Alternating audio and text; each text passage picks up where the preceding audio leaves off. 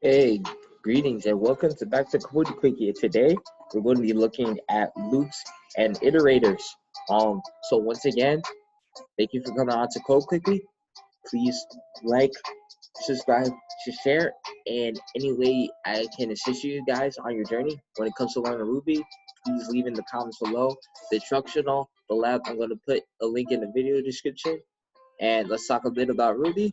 Right, so Ruby is really the programming language, and it's designed in 1995 for the to be human friendly to the developer. And you can definitely see that in the control flow, and you can definitely see in its control flow, like so many options to easily express answers to complex problems that we try to solve. With computer science, that could definitely be done with Ruby, and we're going to see how we could do more of that with the loops and iterators and what Ruby has to offer.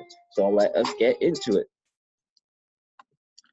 All right, so in loops and iterators, the first thing we want to learn about is the while loop, right? So the while loop is, say if we have an action, we don't know how many times we need to repeat. Say like we have a bunch of cupcakes, we have a bunch of presents that we need to get wrapped up, but we don't know how many there are in total. We're in the North Pole, we're else, we don't know how to get this done.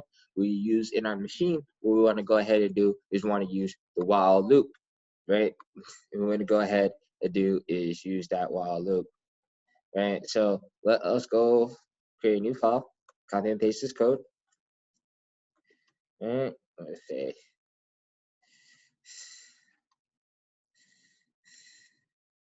.rb. Right.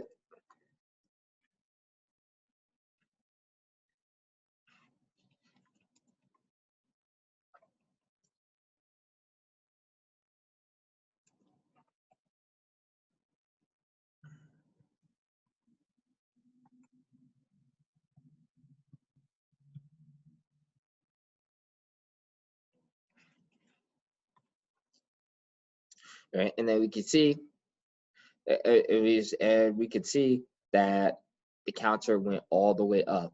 Right, it printed out.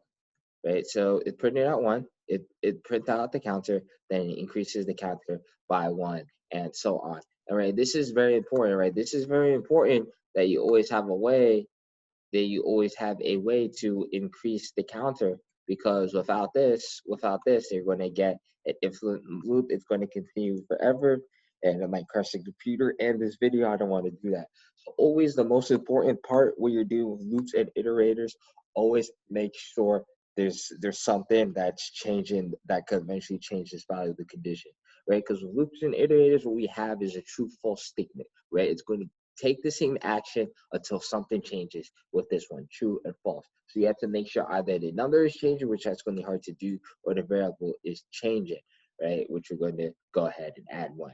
Yeah, that's understood, right? We're going to work with the until loop. Now the difference between while and until, while only evaluates till, while, like if you try to put it in a sentence, right? Do this while there are more gifts, right? So when there's no more, do this while there are more gifts. So when there's no more gifts, right, that's going to represent false, right? The until is a condition where it's false, and then we return it's true. Say for example, if we're trying to fill a jar, if we're trying to make a recipe, right? Um, right, add 1/4 seasoning until of teaspoon salt. It's not a good comparison, right? Because I rate that in the third, but just keep adding. All right, just keep adding seasoning until the water fills the pot, right? So it evaluates when it's true, right? So while is like, while there's still more presents, keep wrapping. When there's no more presents, there's nothing to wrap, right? It becomes false, right? But until is where it's going to be false, right? It's going to execute while it's false, and then when it's true, then it stops, right? So right, so it's just really the logic that's the difference. These Other than that, these two functions do exactly the same thing, right? So I like to use until because I want to like have something done until something becomes true, not while something's true, keep doing it until it's false. I think it makes more sense to me. And you're gonna and JavaScript I use while, so we're gonna use until, just know the difference, right? So the for loop. So when you know, so the for loop is used when you know how many times you want to loop. Go ahead and see.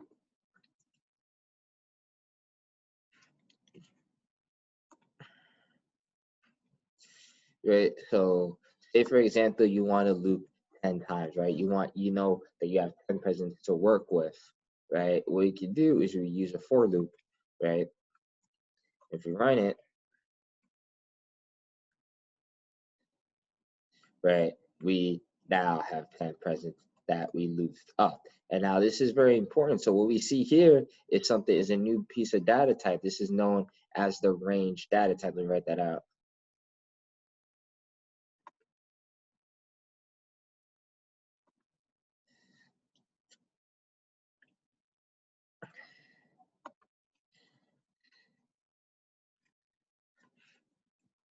Range data type, right? So this is known as a range, right? And what's important, there's two types of them. There's inclusive and exclusive, not really, because the starting number always getting included first.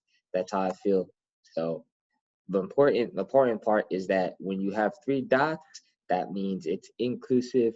And then when you have two dots, that means it's um yeah, we have three dots, right? I tongue twisted, right? I wouldn't use inclusive and exclusive because one's always included, so it's going to throw you off. We have two dots, that means you include the last number in the range. And we have one, and we have three dots, that means you exclude the last number in the range. And this is going to produce an array, which is something we're going to see later. But really, the range is just increments, just integer increments from the beginning value to the end value.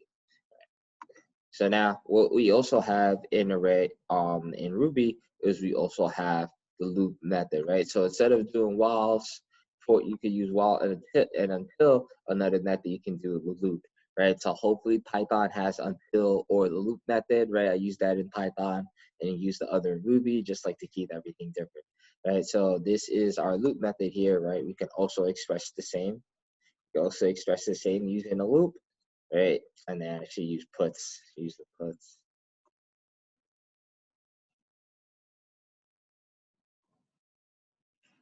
Right?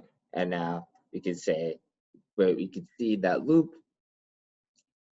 right? We break it, we loop, we continue to loop and we break if the value is equal to the value that isn't the value returns true, right? Or then what's the opposite of if? Unless, right? Unless break unless I is less than 10, right? So it's where you can see that. All right, so you can see, right, how you don't have to really know, you have to modify the statement. There's just a lot of keywords here that you can just modify the logic with. So if you don't know how to say, you don't know how to express something in the opposite, right, you could definitely use the keywords to get that opposite that you need instead of really thinking about the the algorithm that's going to reverse the Boolean. And that's what's important about Ruby. That's what makes it so powerful as a programming language. That's what makes it so human friendly. It's really using human aspects in order to achieve success. The next one we're going to work with is the next statement, right? And the next keyword, well, it's not a statement, it's a keyword, right? And the next keyword is say if you have a sequence, right? This range 1, 2, 3, 4, 5, right? We can use if you want even numbers, let's say 1 to 10. If you want even numbers, right? We would say next. We would use the next keyword, right? We would actually say next. And then using tabs, and then 2, right? We would say next unless we have an even number using this we're using this little algorithm right here, right? So we could go ahead and run it, right? And then we get 2, 4, 6, 8. Yeah, there's a lot of prints in the example. I'll just use puts, right? 2, 4, 6, 8, 10, right? And now, right, see, this is actually important, right? Because if you try to say if, right, if you want all the even numbers, then you'd say if right? And then I modded 2 is one next. If I, and you have to throw yourself off, right? Because then you're looking at the odd numbers, you don't know what your even numbers looking like, right? And you have to say egg equals, and that just gets nasty, right? It's best to, and this is what's nice about Ruby, once again, those keywords, and they're really how you could reverse the logic, reverse the logic with a keyword, than actually having to remodify the code, which happens a lot in JavaScript, right? You're going to hear me throughout these tutorials. You're going to say, see in Ruby how you get to modify logic with a keyword. Against JavaScript, we have to modify the code to get done what we want to get done. And when the code becomes more complex, these are where the errors start to pop up. This is why you need TypeScript, and this is why obviously JavaScript is really just not it really just want to keep JavaScript in websites. Where you leave the website all frame and you go into other spots, definitely want to work with other programming languages like Python and Ruby. So enough with this side. Let's go ahead, saving multiple values. So say, for example, you want to go ahead and you wanted to save this whole array. Right? What we do is we could save the whole value in an array. So let's see what that looks like. Let's see if we can get a range. I don't think I can, but I'm gonna go ahead and try. And puts, hey, see if that's the case. Oh yeah, A equals, I'm sorry about that. Let's see if you get that. Right, and then where we kind of get a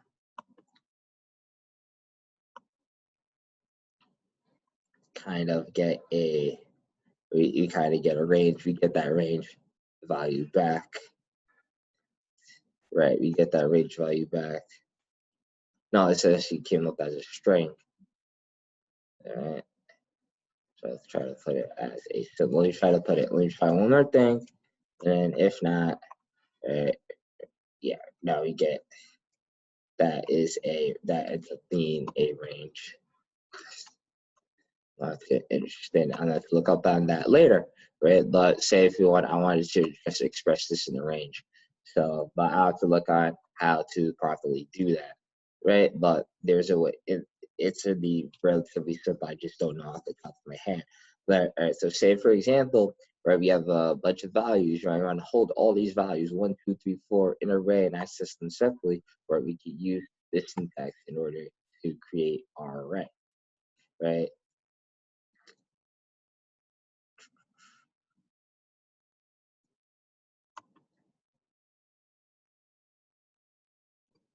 Right. So kind of got that thrown off there. Right. So let me start with the strings. Right. So say for example, we didn't want to be able to create variable after variable just to represent this. What we could go ahead and do is we could make one variable set this equal to array, and we can see what it looks like here.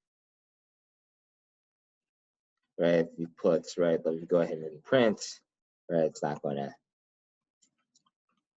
really nice at expressing what it really is. So print technically expresses what it is, right? And we see that we have an array. So all our values can be accessed in this array, right? This is great for us, right? So say for example, we don't have to keep on coming word to word to work with data, especially if they're associated. Like these are first names of girls, right? So say for example, we wanted the value at index 0, right? It would be and so on, right?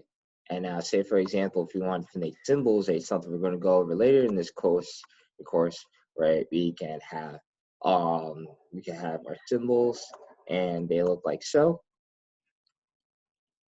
right? And then symbols, what's really nice about symbols in Ruby is that it's not the data that's associated with the symbol that's important. It's actually the variable itself. So you're just going to see things like capybara, or you're going to see things like Percy. You're going to see those objects, and they're going to represent, right, what is going to have a symbol. What that it's so it's not the data that's important. It's the symbol, right? So it's going to be data that's not important to you, but it's going to be important to the program, right? And this is something, if you got lost, I'm going to get back on track. We're going to go over that in a later video, right? So, and now say, for example, if we wanted to get an array of numbers, right, what we're going to do, right, we're going to run this function, right, and run it. Right now, we have an array of numbers, right, and then you can see a bit of a difference if I go ahead and print 3, 4, 5. Right, you can see a little difference. That one is a bunch of numbers, and you can see the others are a bunch of strings. Right, so that's how we could go ahead and work around with arrays. Right, and now these arrays, just like your ranges, just like your strings and booleans, right, they also have methods, right? They have the each method we can work with, right? So each, just what it allows us to do, right? It just allows us to go through the array one by one. Math is advanced form of each, where it allows you to modify each index as you go through one by one. Each doesn't allow for that, it just allows you just to see the items one by one, right?